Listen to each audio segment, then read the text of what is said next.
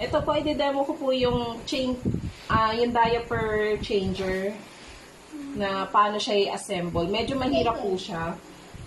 So, ipapasok niyo po siya dito. Ganyan. Ngayon, bago niyo po ipasok, pag-check po, kailangan yung may butas, siya po yung nasa harap.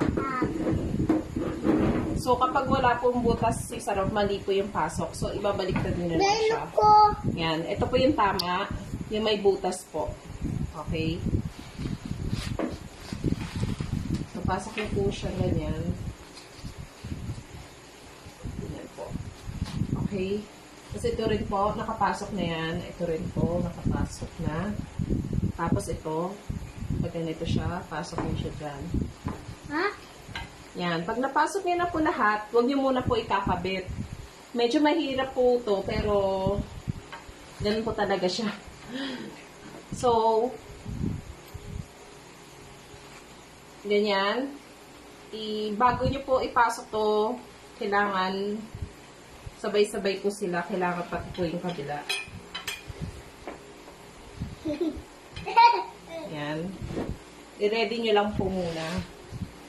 Saka ganun din po sa other side.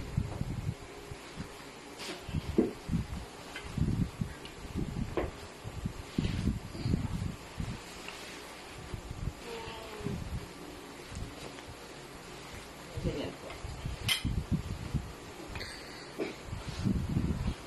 Okay. So, kailangan pasok niyo po siya sa loob ng tela.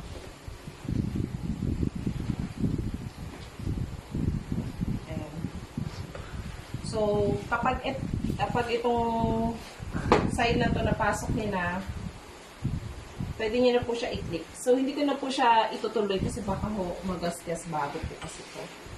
So, dapat hindi na po kayo mahihirapan dyan. So, pwede niyo na po siya i-lock. So, okay na siya dapat. Tapos na po.